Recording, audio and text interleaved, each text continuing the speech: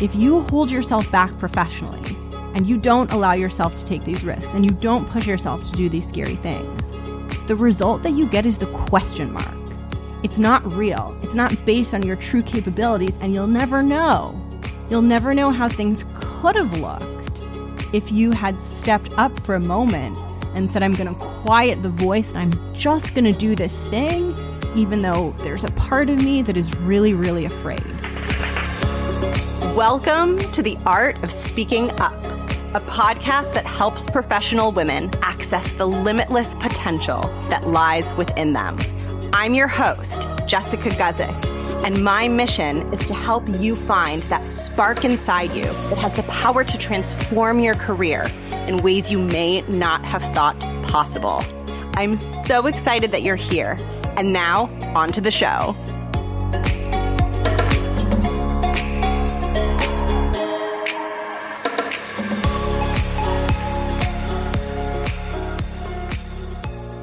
Welcome to the show. I hope you're doing well. We're getting really, really close to the start of season 4, so keep your eyes peeled. That's coming. But today I wanted to release a bonus episode, and I wanted to share a story from my career that might be helpful to you. I've realized that I don't often share that many things about what I've experienced professionally. Honestly, sometimes I think like, oh, this show is not about me, it's about you, so I don't want to focus on myself. But there are things that I've been through that I realize could be really helpful to you and could help you see yourself differently, and could help you see that if you are struggling to believe in yourself, or you struggle with self-confidence or with questioning your ideas, that you can move through that, and that it's possible to build confidence, it's possible to grow and to change. And just because you feel one way today doesn't mean that you'll be stuck there forever. And something that I think a lot about, I think about this so much because it's been so close to my own experience. It's something that is so present for me professionally, is this tension between being a high achiever and wanting to do big things and being wired to achieve big things, and struggling with self-doubt and struggling with insecurity or fear of not being good enough or fear of being too weird or too awkward. And that tension of wanting more and also struggling and holding oneself back has been huge for me. And I know it's something that many other women experience professionally. And I wanted to share a little bit about how in the past in my career, I've tried to tip the scales away from the self-doubt and towards the stronger, more capable, more willing to believe I can do anything side of myself, because the ability to do this is a skill. I believe that it's a skill that we can develop and cultivate and get better at, just like we would get better at any other skill. And one of the most powerful things, if not the most powerful thing that you can begin to do, is orient yourself toward feeling good about yourself without needing any input or any validation or anything from anyone around you. Just being able to go inward and say, I trust that I can do this. I believe that I have the ability to do this. And when you're able to do that, things can truly become limitless for you, because it means that you can take on any challenge that comes your way. And even when the outside world is pushing against you and not supporting you, or even when things are going wrong, or even when it feels like things are falling apart, you can still show up with full belief that you have the raw ability to manage that situation successfully. And I wanted to share with you a little bit about how I anchor on a vision of my fuller potential and what I know that I'm capable of to help get past some of the crap and the self-doubt that just tries to get in my way. And I wanted to share a story from the very, very, very beginning of my career. And we talk a lot on this show about imposter syndrome and feeling like you don't fit in. And it's something I think that we all deal with. It is a very universal feeling, and I think there's a particular variety of it that we experience as women. And I also think that there's a particular variety of it that I experienced that you may or may not have experienced depending on your career path, but that I experienced because I made a pretty big shift earlier in my career. And I pivoted away from my original career path, which was clearly presenting itself as not something that was a match for me, not something that I wanted to do, and into a new career path that I felt much more excited about and that I really wanted to pursue. But that pivot raised a ton of fear and doubt because I came into a new path with not really much training or background in that area. So I thought that I wanted to be a lawyer for many reasons, and I won't go into all of them, but as I got towards the end of law school, I realized that I didn't want to be a lawyer, and I didn't want to practice law, and it was very clear to me. There was no doubt around that. There was nothing about that work that felt like a match for me, which is not to say that it's not a match for other people. But you know that feeling when you try something and everything in your body is saying, this is not for me? It was that feeling. It was crystal clear. And that's a gift in of itself, right? We're always wanting to know what our path is, what our destiny is. So in some ways, my ability to see how much of a mismatch it was a gift because it brought me closer to what my true match is. And it brought me one step closer to what I really want to be doing. So as I was in law school, and as all of my classmates were essentially preparing for their careers at a law firm, I was going into my final year of school trying to figure out what I was going to do with my career because I didn't want to do that. And that was the career path. And I learned about this thing called management consulting. And as soon as I learned about it, it was like those scenes in the movie where there's like the ha and the person realizes something and they're like so in love. I was drawn to it. As soon as I found out what it was, I wanted to do it and I knew that I wanted to do it. And I felt so excited by the opportunity to do it. Now, the problem is most management consulting firms do not really hire people who do not have a business background. At the level that I was with a graduate degree, you needed a graduate degree in business in order to interview for these roles. And there was only one management consulting firm that interviewed people with non-business degrees. And it happened to be one of the top management consulting firms in the world and one of the hardest ones to get into.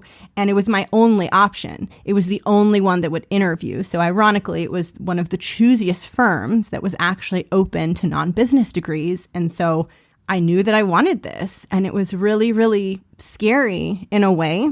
Because first of all, I had loans from law school and they were massive and I needed to land a high paying job, if only to have enough income to start repaying my loans. But number two, this was the career path that I wanted, that I was interested in. And this was my one chance to go for it because there was only one firm that would interview me. So it's sort of like if you're applying to jobs, and instead of being able to apply a bunch of places, you can only apply to one place and you only have one shot at it. And that's a lot of pressure. And it was a lot of pressure. And to add on to the pressure, the interview process was very rigorous and intense. And in order to even qualify for an interview, you first had to take a timed written multiple choice test. And the results of that test would determine whether I would be invited in for an interview. And then I'd go through multiple rounds of interviews where I would have to solve business cases live in front of partners and do math in my head quickly in front of partners and diagram out business strategy in front of partners. And these things were not only high pressure, But I had zero business background. I had been in law school for all those years, and about 90% of the people that were interviewing for the same position that I was now interviewing for had gone to business school and spent that time in school, all of that time preparing for these interviews.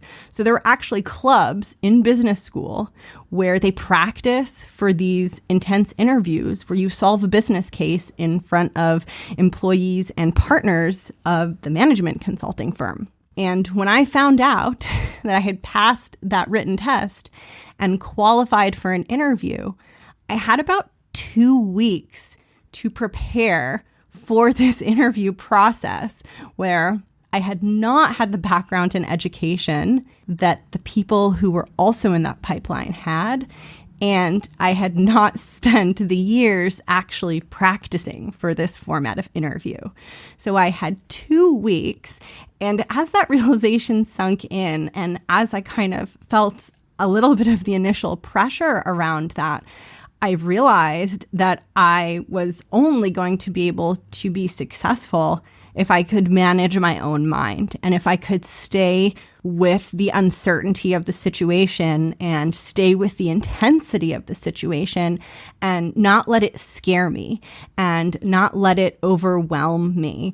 And I paused as I was in that process and figured out what I could do to help myself through that and to really take that conflict that I was talking about, the conflict between being ambitious and knowing that you're capable of a lot and having a lot of self-doubt, how I could tip that in the direction that would help me not sink into the overwhelm and the challenge of the situation. And I'm also someone who, one of the reasons that I started this show is I am someone who gets very, very nervous in high pressure situations. I am not someone who has been naturally calm throughout my life. I'm someone who worries a lot, and I've learned over time how to manage that. But these types of high pressure situations have always been very trying for me. So I knew that there were a lot of factors poking and prodding at my mindset and kind of just like almost challenging me to say, like, when are you going to fall? Like, when are you going to crumble? When is this going to become overwhelming? When is this going to become too much for you? And when are you going to throw your hands in the air and give up? And I knew, because it was such a tight time frame, it was just a couple of weeks that I had before I'd have my first round of interviews, I almost looked at that as a challenge of how can I get myself in the best possible headspace for this? And I asked myself a question that has become a really powerful question in my own career and that I've used over and over and over again, and that you can use too if you're trying to grow and develop. But the question that I asked myself is, what must I prove to myself that I can do now so that when I'm in the role, I know that I belong there? So in other words, I asked myself how I could take these 2 weeks and this sprint that I was in and be up for the challenge and face it in such a way that when I got there on day one, I know that I'm able to handle difficult situations. I know that I'm able to be in intense pressure. I know that I'm able to stretch myself professionally and intellectually beyond where I am under difficult conditions. How can I show up now in this process of preparation so that if and when I am successful, if and when I get to where I want to be, I know that I have what it takes because I showed up for the challenge and I didn't allow my self-doubt to get in the way. And I proved to myself that things could be incredibly difficult and that I could still show up for them. And that question can be really, really powerful. If you are someone who wants to advance in your career and you want more seniority, you want to rise up, the process and a lot of the stuff that I'm going to do in my solo episodes for season 4 is going to be about that process. It's going to be about that process of taking matters into your own hands and being proactive about pursuing a promotion. And that process is scary. And it's something that if you have ever struggled with confidence or anything along those lines, that will be difficult and it will feel hard and it will feel scary and it will feel like a risk.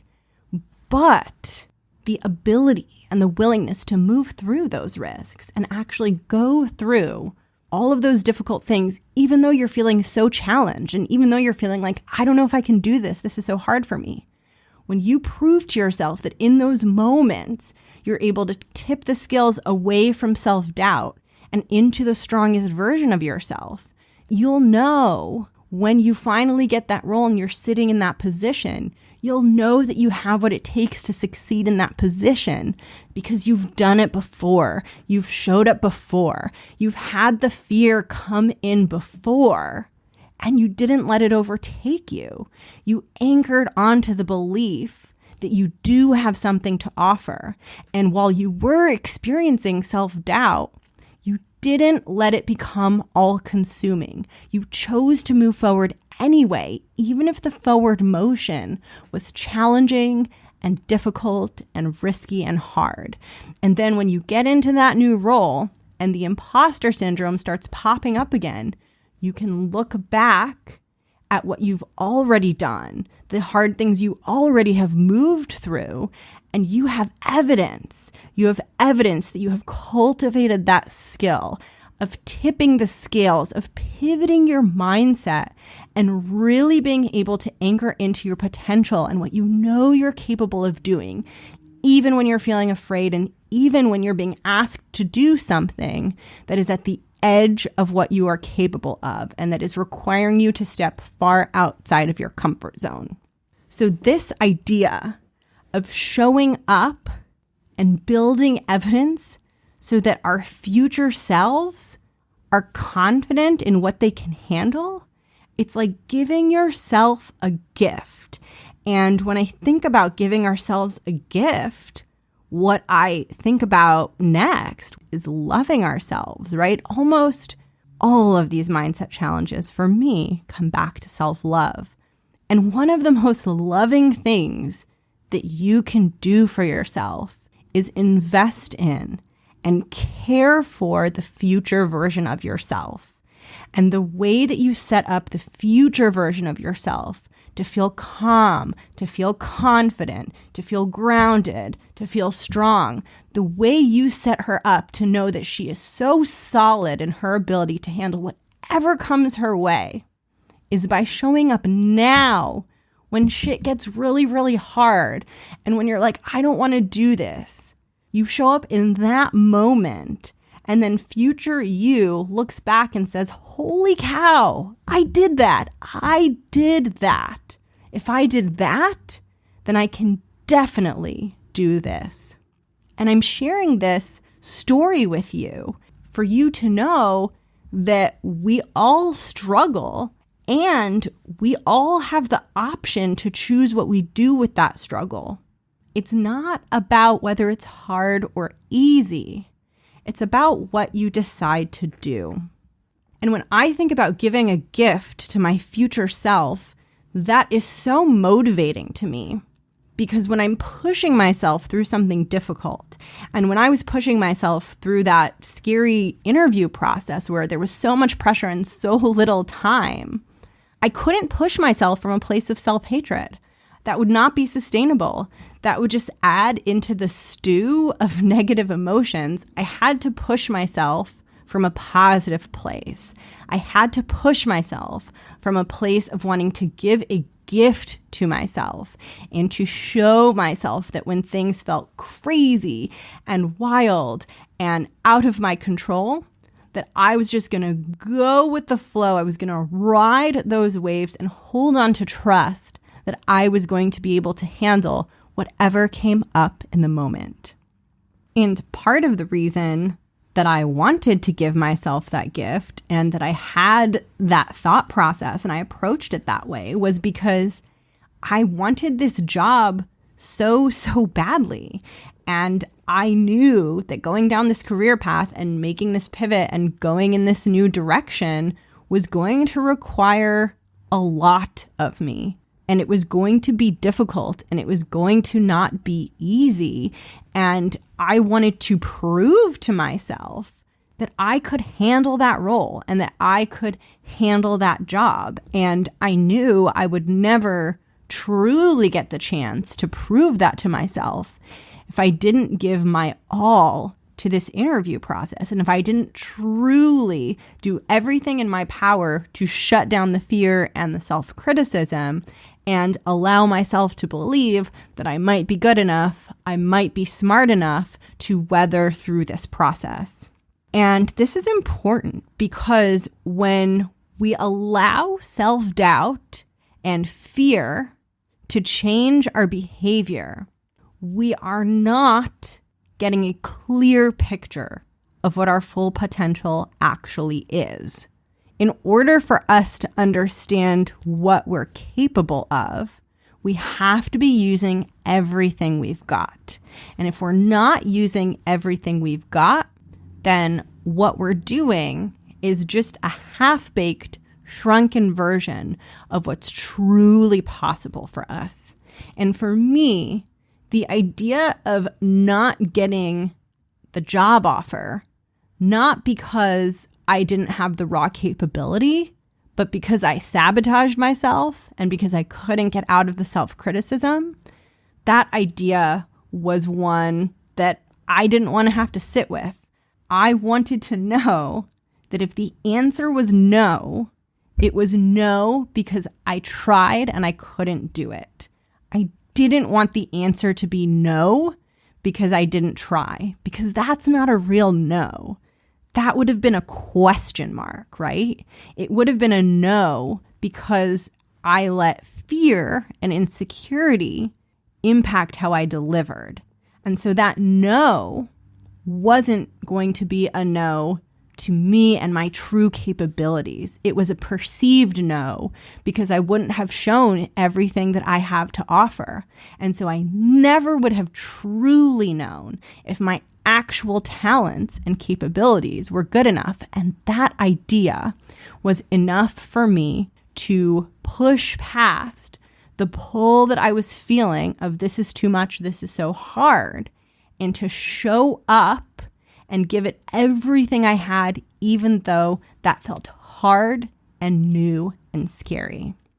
And the reason that I'm sharing this with you is because when it comes to career advancement and when it comes to your career and your professional life and your potential, there are really two routes that you can take. There's the route where you give it your all and you actually show up and you actually do the difficult things and you actually see what outcome you get when you show up and do the more difficult things. Or you can give in to not wanting to do the difficult things and to being afraid and to letting your fear dictate your decisions, which means that if you do that, the answer that you get, the result that you get, is not the true result that's based on your full capabilities.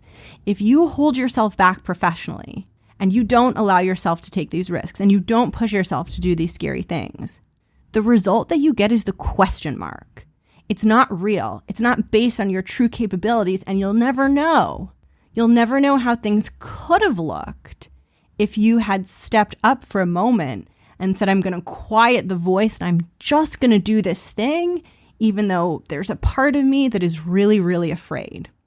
You'll never know what would have happened in that scenario, and you'll never know what the extent of your full capabilities are, and you'll never know what your full capabilities will accomplish because you didn't allow them to come out. You didn't allow them to be set free. You didn't allow them to come out of the cage of self-doubt and allow themselves to be seen because you held yourself back and you took less action because you were afraid. When it comes to your career, both in your day-to-day job and how you work on things and in your process of taking control of your career and advocating for yourself and pursuing advancement in your organization or outside of it, when it comes to all of that, you are constantly, every day, making decisions about what you will and won't do. And those decisions that you're making about what you will and won't do may be influenced by fear. As you make each decision, there may be a riskier decision that has greater potential to reward you, and there may be a less risky, safer decision that feels easier but will not get you closer to where you want and does not reflect the fullest expression of your true potential. And it is such a shame when you lose out on those opportunities that you wanted and that reflect your full potential, not because you've quote unquote failed, but because you will never know what could have happened if you allowed yourself to believe that you are capable of more than you think and that you can do difficult things. I'm going to be talking more and more in season 4 about advancement and about pushing yourself forward. And what I want you to really anchor into is the idea that fear and hesitation and self-doubt and thoughts of like, I don't want to do this. This is too scary. I'm not good enough. This is not for me. All of those things are real. They're legitimate. They're hard, but they're also choices. Every time those come up, it's as if you're hiking on a trail and when you're hiking and you get to those points on the hike where there's a sign and it says like, oh, turn right, 0.7 mile hike, turn left, 0.3 mile hike, go straight, lake. As you're moving through your career, as you're thinking about your career advancement, as you're listening to these podcast episodes, every time a fearful thought comes up that says, don't do this, this is too scary, every time that comes up at work, every time that comes up during your day, it is as if you're hiking and you're passing by a sign. And every time you listen to those thoughts, you're choosing a route on the hiking trail, right? And whenever I'm hiking and whenever I see those signs, I always get really paranoid. I get really paranoid because I think, oh my gosh, I want to get the best trail, right? I want to hike the best trail and I can't do both. I have to turn right or left. What if I turn left and it's the boring trail? And what if the right was better? I get so flustered. I'm an optimizer, not a satisfizer. Side note, but I always want to choose the best trail, right? And I don't know.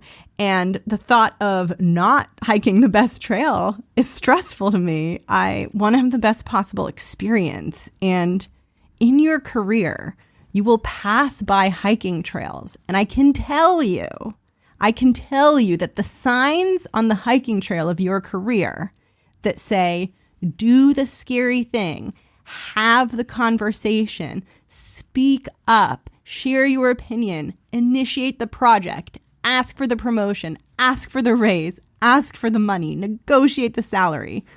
The signs that say those kinds of things and that feel scary are the ones that are leading you to the optimal hike. That is how you know that you didn't miss the good stuff. It's the signs that say things like that and that also make you feel afraid. That is the best path. And when you feel fear and when you see those signs and you have those choice points of do I go left or do I go right? If you avoid the scary signs, you will never know how the hike could have been. You will not get a chance to make that decision again, which is not to say that you're a failure, because on this particular hike, as you keep going, there will be another sign and another sign and another sign. So you will have those options. But at some point, you're going to have to bite the bullet and follow the scary sign. Every time the sign presents itself, it will feel scary. And if you want to get on that more exciting path, or you just even want to know where that path leads, at some point, you're going to have to follow the scary sign. And the story that I shared was the first time ever in my career that I followed a scary sign. And it was really, really scary, but I couldn't stand the thought of taking the easy sign and not knowing what could have been.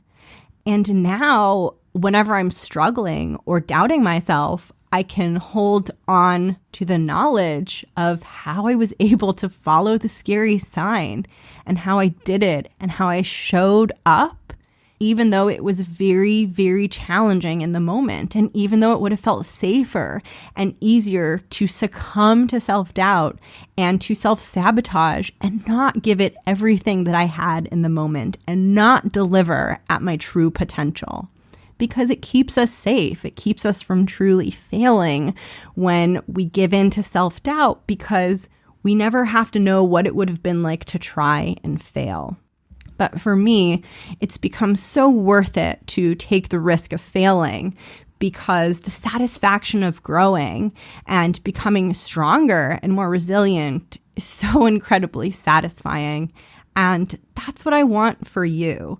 And as you take the scarier signs, as I take the scarier signs, it's not always going to work out perfectly well.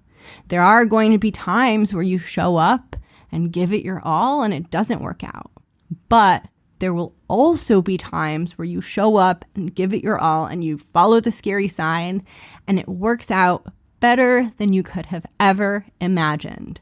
I went from being in law school and being so confused about my career path and being afraid that I wouldn't be able to pay off my loans and that I would run out of funds and I would struggle financially and I'd be unhappy professionally, to landing a job that altered the future of my career and literally changed everything.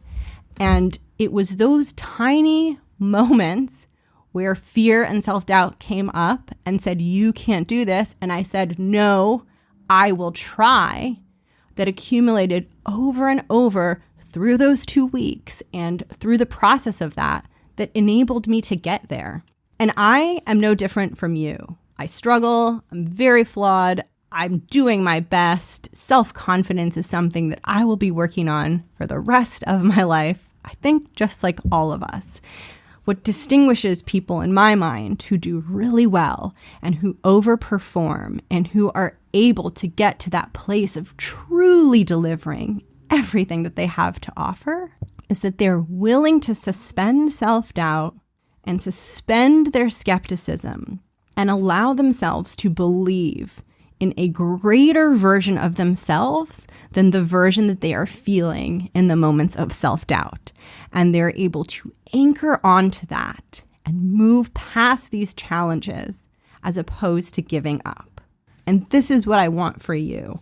I want you to be in pursuit of whatever it is you want. The end goal, the thing that you want, the thing that lights you up, the thing that's exciting, that's all up to you. You get to decide, and it is whatever it is, and you shouldn't shrink it, and you shouldn't deny that you want it. You should unabashedly declare what your goal is, what your dream job is, what promotion you'd like, how much money you'd like to make.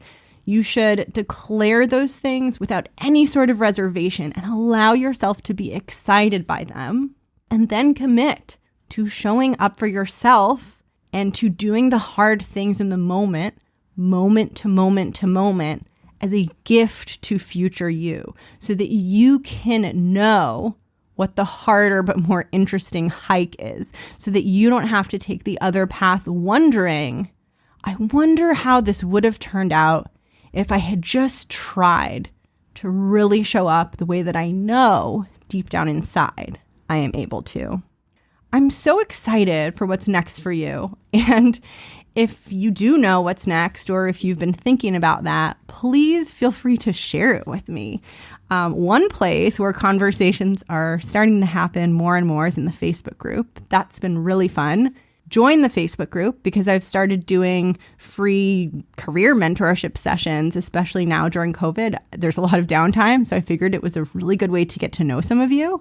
And I'll usually post those in the Facebook group because it's the fastest way to reach people. So I'm going to be sharing other goodies and fun things in there. So definitely join the Facebook group. And I also wanted to share something that I created for you as a thank you to all of the listeners who have left a rating or a review for the show. I wanted to make something for you that I could share as a thank you, as a gift. And as I was thinking of what that gift would be or what I would want it to be, I really wanted it to be something that I knew would be useful and that I knew would be valuable and that I knew would help you. And I thought about times in my career where I have struggled, and particularly times where I've felt very overwhelmed. And my career has been very cyclical in that I have tended to alternate in my career between very overwhelming situations and then feeling very, very confident. And it's been cyclical because as I've built confidence, then I've pursued a more challenging role. And so then it's become difficult again. And then I master that, and etc. And in the times in my career where I've been in those difficult phases, one thing that has always been a challenge for me is the mornings before work, especially during very busy times, very chaotic times. I would find my thoughts racing on the way to work, and I would find that worry and anxiety would start to build before the day had even started. And my mind would already be like off 100 miles per hour thinking about how the day was going to go. And that was not helping at all. Like all of those crazy racing, super fast thoughts, predicting how things were going to be when I really had no way of knowing, were making me feel worse. And I got to a point in my career where I wanted to take control of my mornings, and I wanted to do what I could to feel grounded and to go into the day with the best possible mindset and to really try to calm and bring stillness to the overwhelm and to the monkey mind. And so what I would do is I noticed that as soon as I would sit at my desk for the day, like I would feel a surge of like, okay, like here we go. And I'd almost be in like stress mode just by sitting at my desk. And I would come to work early and I would force myself to sit at my desk and try to feel a sense of peace and try to see if I could sit down and just chill for a minute and get my head in a better space. And I would do this by journaling. And I would journal on how I was feeling, and I would journal on my expectations for the day, and I would force myself to journal on how things could potentially unfold positively. I would force myself to engage with the question of what could happen today that would actually be good. And I found that exercise so incredibly helpful in reframing my thinking for the day and helping me be self-aware of where I was making the overwhelm worse by the way that I was thinking about it and by my failure to manage my own thoughts and my own mindset. And this journaling really helped me take control, and it really helped me feel more grounded and more confident in my ability to handle the day. Because we can't always control everything around us, but we can turn inwards and control how we're going to approach the situation. And that is incredibly, incredibly powerful. And it's been very useful for me. So what I created was based on that.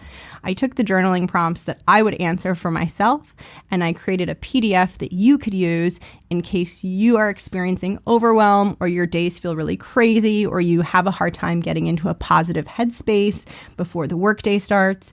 If any of those things are things that you experience, I created a PDF of these journaling prompts that you could either print out and, write on the printout, and you can print it out as many times as you want because it was a daily thing that I did. Or if you don't have access to a printer or you prefer journaling in your journal, you can just use the questions and the prompts. And so I created this as a thank you for anyone who has or who decides to leave a rating or a review for the show. And all you have to do is just send me an email. My email is jessica@theartofspeakingup.com, and just let me know that you've left a review or a rating for the show. You don't even have to send it to me. I want you to just leave whatever you want and not have the pressure of like, oh, I'm going to see it. So it's really up to you, but just make sure that I know so that I can get this to you. And I hope it helps you. I would love to hear if you do use it, if you find it helpful, because journaling and writing, especially physically writing with a pen and paper, is very, very powerful. It's an insanely powerful tool that I think I actually don't use as much as I could. I don't know why, but wow, it just can really help me see what I'm thinking, and it can illuminate what's going on in my head in ways that I can't do unless I'm actually writing it out on paper. So I would love to share that with you. Send me an email if you have had a chance to leave a rating or a review for the show in Apple Podcasts. Again, my email is jessica@theartofspeakingup.com. join the Facebook group. I'll put all this information in the show notes so you have the details. And I hope you're doing well. This episode, I guess, was kind of like a big push for you to really think about whether you're at your full level of capability, and a big push for you to think about whether your tolerance for difficult or uncertain or uncomfortable situations could be stretched. And I know it's not the most fun thing, right? It's not the most fun thing to go in eyes wide open, knowing something's going to be hard. It's not fun at all. But it's sort of like going to the dentist in that it's not the best experience, but you feel better after. And you're like, oh, I should have done that sooner. And by the way, one thing that I will tell you, based on my experience for all of these professional situations, all of these scary professional situations where you show up and do the scary thing, it is always so much less scary in real life than I made it in my mind. And the only way to ever know that is to stop avoiding it. You'll never know how much scarier your mind was making it than it actually is if you don't actually experience it. And once you do, you may find yourself thinking, whoa, I could have done that sooner. Should have gone to the dentist sooner. So anyway, I hope this helps. Let me know how you're doing. Please feel free to reach out to me. You can find me in the Facebook group. You can DM me on Instagram. I'll put everything in the show notes. Have an amazing week. Hope you're doing well.